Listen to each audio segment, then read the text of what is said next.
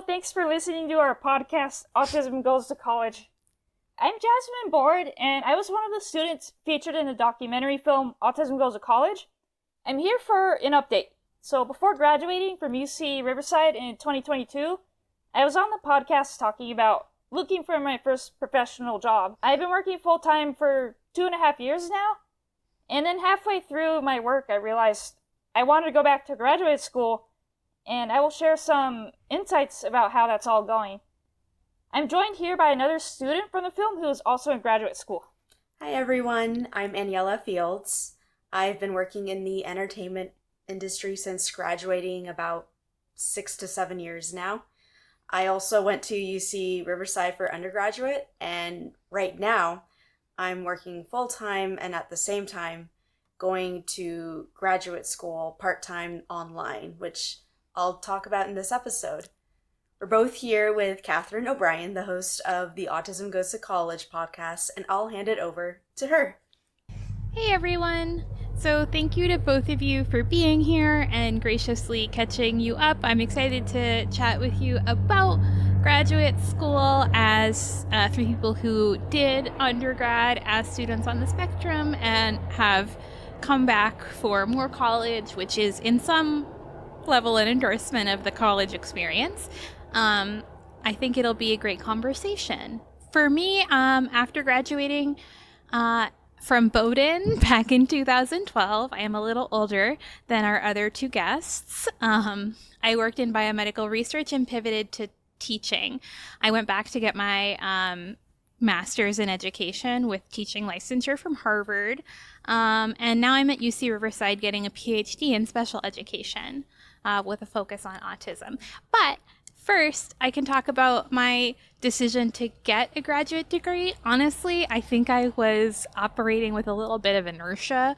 I was always planning to do a type of graduate school, and when I started working at a medical school and became pretty rapidly disillusioned with healthcare in America and the things that actual doctors get to do on a daily basis, I sort of thought, well, I'll just get a different grad degree with something I like better, and I liked education and teaching better. So I kind of continued the grad school momentum in just a slightly different direction.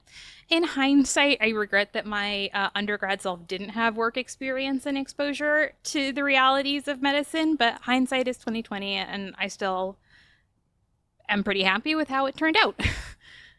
So that's the basics of our stories, and I'm just curious to hear how both of you decided to go back for more, and then how it's panning out for you now that you're in.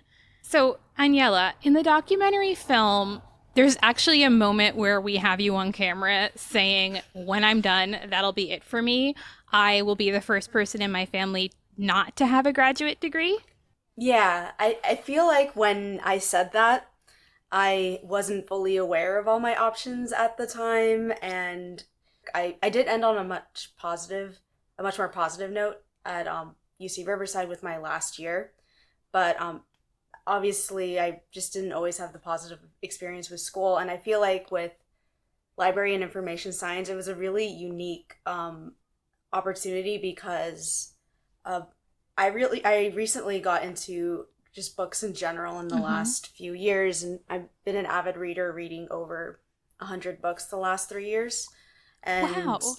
It's kind of become a bigger hobby for me now. And what was kind of unique about it too is that it's not just library stuff, it's also about information science. It's about how people are receiving information, and it was kind of funny because it kind of lends into my current role in the entertainment industry as well right now, with all the TV shows and movies and content now online between all the streaming platforms.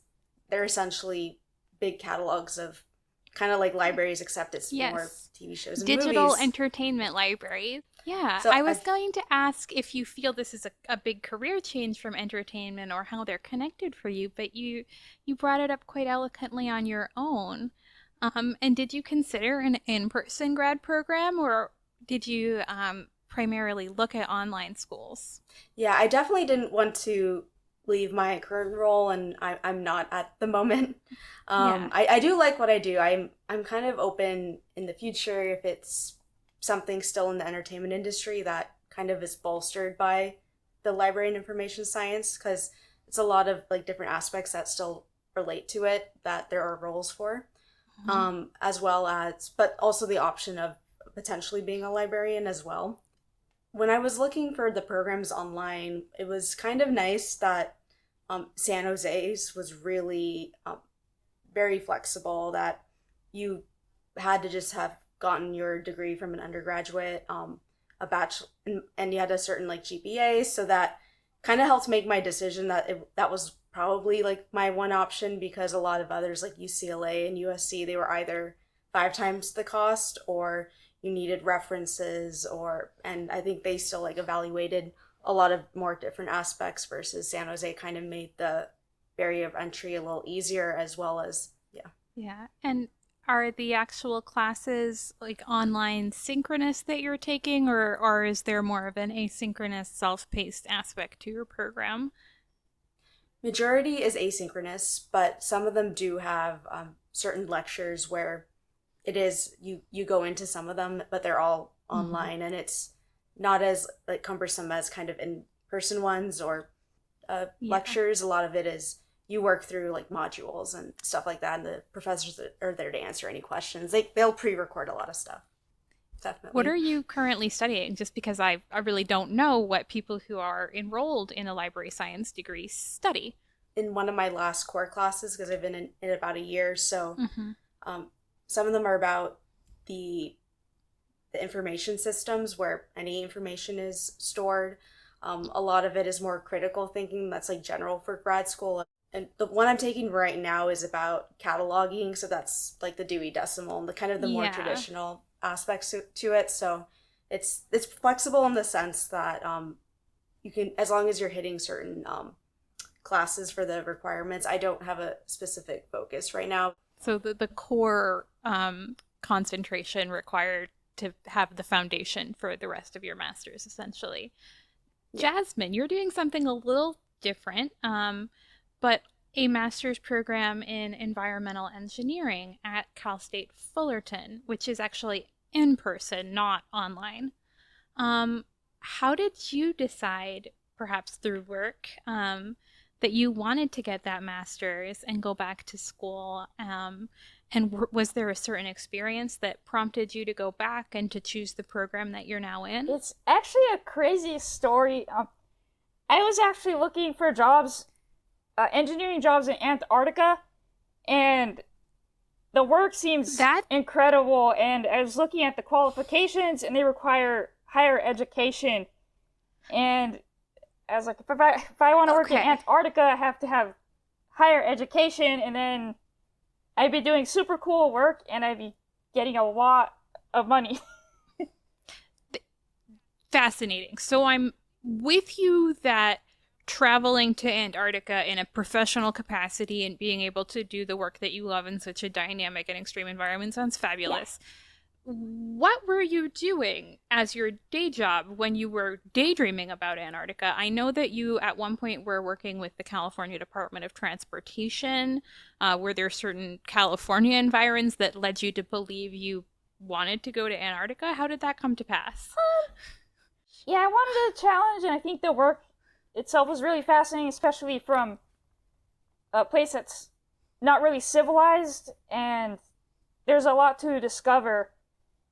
And it drew me in for those reasons, because I was like, I want to, I don't know, I want to discover something, or contribute to like clean air, clean water out in there. And I also wanted a little more independence. Even though I was living alone, I felt like I was still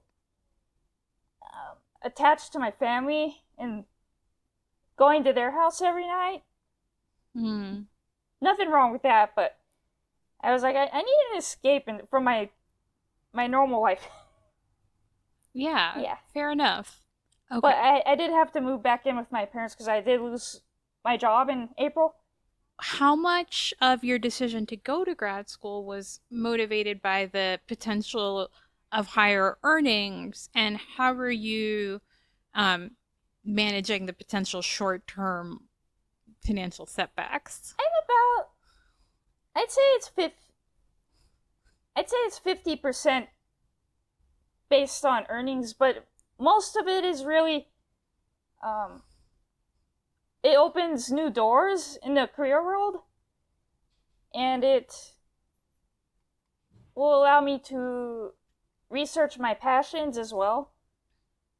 And then financially, yeah, because of the job loss and because it's taking so long for me to find another job, I could not attend grad school this semester, which is a loss-loss situation because when I'm unemployed, it'd be the ideal time to be getting my degree, but it's okay. Yeah. You have to be able to afford tuition, which is tough. Yeah. And normally I receive financial aid, but I think because my GPA is 2.99 instead of 3.0, I can't receive it anymore, and it's been really, really hard. Oh, that's so stressful. Yeah. I'm really sorry to hear about that. And I'm a straight B student. I don't know how it got to 2.99. So what about you, Aniella? How are you handling the financial aspects of grad school? Yeah, the financial aspects. So obviously, because I'm very fortunate. I do love my job, and I'm really fortunate to still be in it, and get paid decently well for it. So again, part of my decision for San Jose was also the cost. It definitely is a chips away at my savings, but I do still live at home, fortunately, to and it helps my parents out too with my 3 younger siblings. Yeah. So that kind of helps that I have my paycheck, and I basically am paying for graduate school, and San Jose is on the cheaper side. I'm about, because I'm in year 1 and there's 2 more years to go, I should still be good, but it's kind of just also managing my finances to make sure I'm still saving and I'm still like putting money towards retirement and everything, and trying to be responsible on that front. But I'm definitely trying to save more as I have to pay the cost, because that was the one thing from my parents, my older sister too, like that they mentioned they were going to help with undergrad, but they wouldn't help with graduate school. So I'm very fortunate that I am in the situation that my family's hosting me and I'm not paying rent, and so that money's going to San Jose State for my tuition. You've done a lot of education already as people who successfully completed your bachelor's degree. How is grad school feeling similar and different to the undergrad experience? I really do like San Jose State, and it kind of felt like I wasn't, at first I was like questioning my decision, but the minute I was in it a bit more, I felt a lot better. San Jose, for some reason, they've done this online thing for a very long time. They've always been online, and they've got it down to a science about if you're taking 3 units, you're going to be putting 9 hours a week per unit to really like judge about your time management on it. The start of undergrad was definitely tricky, and they even noted that too, that the first semester is going to be the hardest for you in terms of adjustment and understanding, but then know that more likely than not you're not going to have to take as much time later on because you'll have been adjusted and you'll be aware of the ins and outs of the different classes. So it's the first one that was the big adjustment. Compared to undergrad, although the back half of undergrad was nicer when you're in your classes that are a bit more related to the topic, that isn't the beauty of San Jose, was that it didn't matter as long as I had a bachelor's and I met a certain GPA. I was able to do this program. Yeah, but it's definitely very much a lot of attention to detail and timing. Like I didn't realize how much my writing needed help, and they had the writing center, and I've been using them like constantly and it's helped my writing, and it also help my writing at work for even just like regular emails and how to like better communicate and be more concise. Those were the main things I noticed, that you really just have to, even more so than undergrad, you have to be more time efficient and time conscious, I guess. And it's a lot of it's just a lot of work, and you have to know that you want to do something related to the topic. And I feel like that those are the differences so far I've seen for graduate school. Jasmine, do you want to chime in? Yeah, I think my undergrad was more time crunched because I was on the quarter system doing undergrad, but in my graduate school, they're semester system, and so there's less of a time crunch, and I'm able to retain information a lot better, especially on days where I'm motivated. Mm-hmm. So I like grad school a lot more, and the way mine is set up is 2 classes per semester for like 2 years, and so I'd say it's pretty low stress. But now you have to hold yourself to a higher standard as well, because if you don't do good and you're only in 2 classes now, it's not good. Yeah. So you gotta really do good in those 2 classes. Even though it's just 2, it's no excuses. Mine is kind of like that too, Oh. because the first 3, one of them had the writing portion, which was kind of part of the writing assessment that your writing should be to the standard if you're in graduate school. And like it was almost you have to get an A, like it was like 89 or even like higher percent for our first 3 classes. Yeah. The other ones you could get a slightly lower, but you're still maintaining the 3.0 GPA to stay in the program. But I was about to say the Harvard thing isn't, I think, a unique thing that like when you're in graduate school and you're trying to go for a master's, it's it's you have the interest, so you're putting the time and effort, and if you are putting enough in, you should be reaching the standards. I was scared when they said you have to get over 89% in these first 3 classes, and I was like, that's almost a perfect score for everything. Yeah.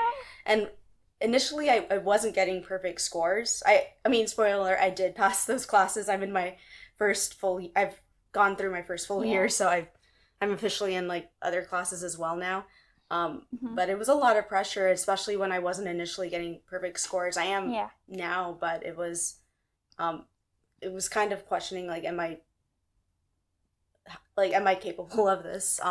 With the online aspect too. I think Jasmine, yours was also online, that compared to the grad in person. Yeah, I forgot to mention that the grad school is online, which is super convenient in so many ways. And my undergrad was. Are there drawbacks?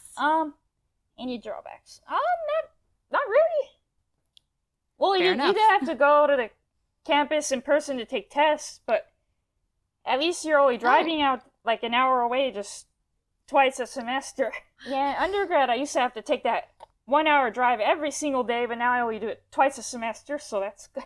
And then the professors in grad school, they'd give you a project and say, oh, you can work in a team, but the word can means I can also work by myself, and I much prefer that. Yeah. I also have appreciated that level of flexibility, that group work is sometimes optional. Yeah. In undergrad, they used to force us to work with a group, and then they would get mad at me because I have difficulty communicating and difficulty arranging which portions of the assignments should be done, and then I procrastinate, and so people were getting really frustrated with me in group projects. But in grad school, I get to do everything myself, and there's not that communication worry or the deadline scare as well. What about you, Aniella? Have you had options to sort of be more customized and more intentional now that you're a grad student, I guess? Yes and no. Okay. Some of them in mine, part of what they want to teach you is the teamwork aspect that you will unfortunately encounter in the workforce. So I have had a few cases of group projects. Obviously everyone is there, wants to be there, so I haven't encountered anything too crazy, but as a person on the spectrum, I'm always a bit nervous that I sometimes have a different way of communicating certain things, or it doesn't come off the way I want it, or I in my head I always overthink about like needing to have too much detail or something, and when like you're trying to get a group together, and our program is online, so that it is like supposed to be more straightforward, but you'd kind of be surprised at still how much everyone's trying to balance, and even just trying to like schedule a Zoom call together at the same time. But I do sometimes, like Jasmine, feel like it. And in most cases, I have had an option to work by myself, and I generally am pretty motivated to like work through it. But I'm appreciating though having to learn to work in a team, because I do it in my current job. And I know most likely any of my future jobs, it's going to probably be the same way. And I'm really fortunate in my current job that my manager's really good at giving notes about what I should improve on. Like, oh, you don't need all this additional detail. I kind of just need to know this top line thing. And I think graduate school is kind of helping me in that, when I have like a focused assignment that and when I'm working with a team, like kind of trying to hone in on that. Yeah. And I also hear you saying, Jasmine, that some of the resources available to you as a grad student, like maybe some writing coaching, were things that helped. And I'm just wondering like how you found out about those, and what they're like for you as a online grad student, because I had those resources, but it was kind of easy to figure out because there was like an office on campus that was the writing center, and that's where you showed up to get writing help. But I'm imagining it's different online. Yeah, so our orientation was online as well, but they showed us all of the services that are available, and there's links to all of them. But if I do need help, I do prefer to go in person, like financial aid office or Yeah. But they also have online availabilities, especially mental health resources and recreation. Well, yeah, online recreation, believe it or not. Oh, interesting. Yeah. So like, Yeah. And yeah. yeah. What about you, Aniella? At the beginning of the semester, actually, because I didn't get a perfect score my first assignment, they recommend you to go to the writing center. Oh. And it's really easy, and they offer like 2 to 3 like free sessions each week. So I was just constantly using those, and I ended up finding a tutor I really liked, and I used her, and she's actually in LA too, so it was fun because we got to meet up in person later on as well. But it's been so helpful having like that stability of a tutor in that online, because I think writing is definitely not one of my strengths, and it's really easy for me to miss things. I have such a busy schedule when I'm balancing my full-time and my part-time. It sometimes isn't even me myself, but that I don't have like the additional time to like look, or I do need like a different set of eyes, and the tutoring center has been so helpful in that. And it's like a resource that isn't even that you need to have a disability or anything, because everyone kind of struggles with the writing in there. Writes, and everybody can struggle with writing and can improve their craft as a writer. So I think it is pretty universal. And because there's also a lot of like details that, I mean, obviously as autistic, I do feel I am better with details, but it's so easy to still miss, because a lot of our papers are in APA format, and I think undergrad I was a lot of, I want to say MLA. Yeah, I had never used APA.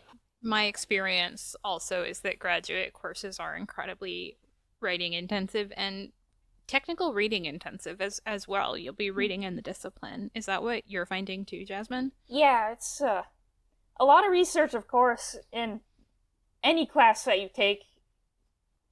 It could be basket weaving, and they'll make you write a report. Yeah. You will read and write about baskets as much as you will make baskets if you are doing grad school baskets. Yeah. Oh, and another thing we do as online grad students is at the beginning of each semester, there's at least one student in the class that'll send you an email link to like a chat group that they have created for the class that the professor won't have access to, and so they use it to study and do voice chat as well. Yeah. So they create like little virtual study groups. Yeah. Initially, I was a little hesitant to join those because I didn't know if it would be helpful, and I was like, this is one more social demand that like I'm not really sure I need. Yeah. But I genuinely find it to be really helpful, and I enjoy the academic and social support that it brings. Speaking of which, how is the social aspect of of grad school, are you finding it to be less social than undergrad? I'm kind of assuming it would have to be, given that it is an online experience and there is less face-to-face interaction. I I socialize the same online as I did in person. I just act like I don't exist. Okay, so it was minimally social the first go around, and it remains kind of not a very social thing. Yeah. Heard.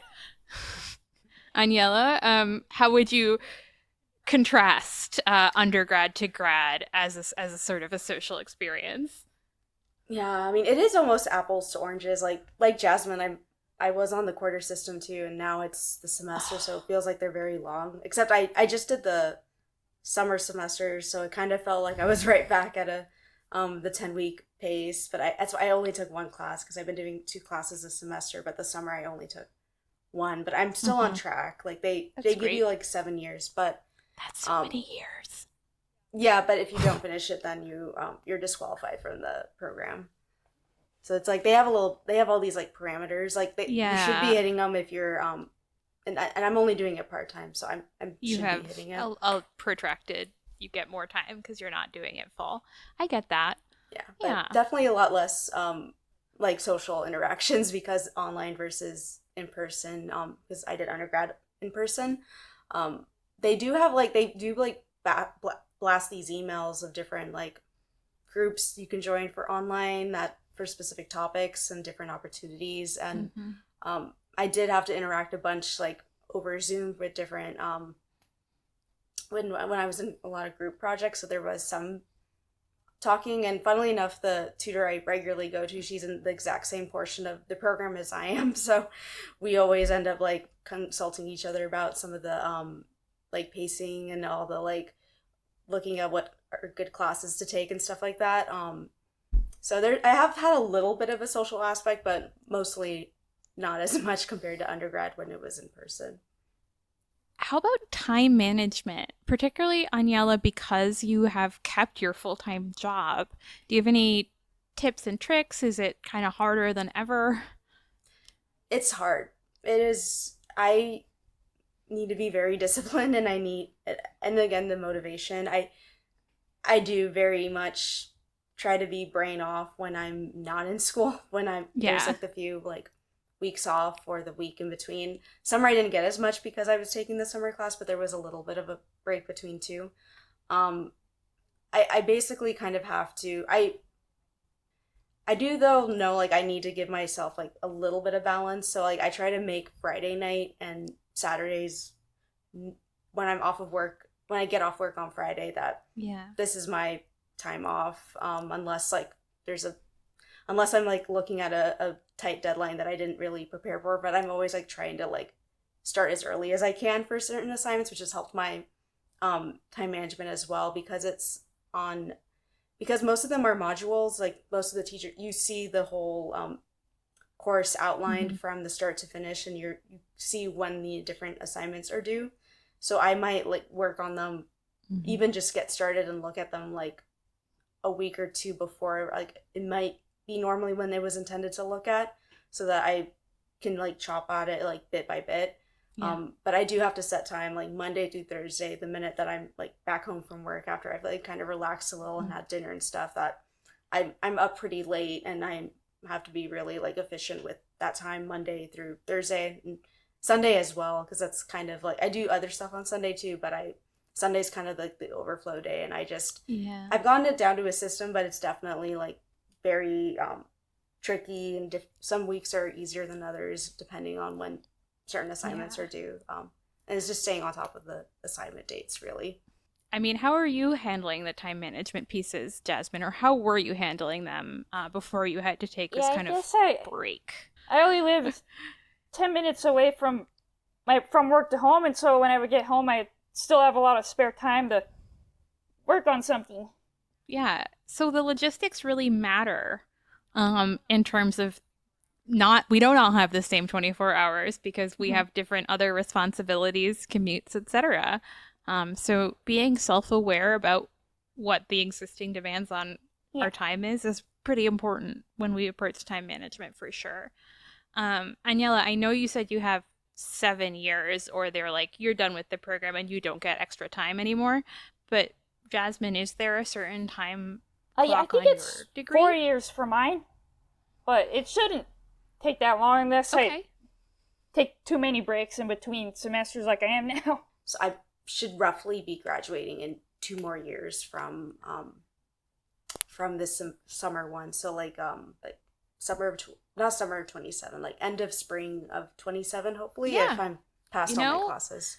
If I am on the expected PhD timeline for a expected PhD, that is also when I will be done. Oh, nice. I mean, obviously, particularly with the significant reductions in federal funding for research, a lot of people at the PhD level are and were funded by those grants that no longer exist. So I think in general, there is a concern about finishing your PhD sooner nationwide because the research funding is drying up at an alarming rate. And I certainly have personally felt that fear, and we've shuffled around where the funding for my degree is coming from, and I only expect that pressure to intensify. Thinking ahead to when you are done, are there certain things you're looking for as outcomes to know that the degree was a good investment, that this was a right call? Like, is there a certain goal after you have the master's degree in hand that you're hoping will come? For me, it's job security. Like, I know if I had my degree, my graduate degree, as of right now, I think it wouldn't have taken me several months to get a new job. And if I ever get laid off again, which is very prevalent in engineering firms, I want to have that backup. It establishes credibility. Definitely. What about you, Aniella? Do you think you might just stay in the entertainment industry, even though you'll have this sort of library credential? That's a good question. Yeah, because you need this master's from this. San Jose is one of the accredited programs with this master's to even be a librarian. Yes. We love librarians. They're very, very well trained, smart people.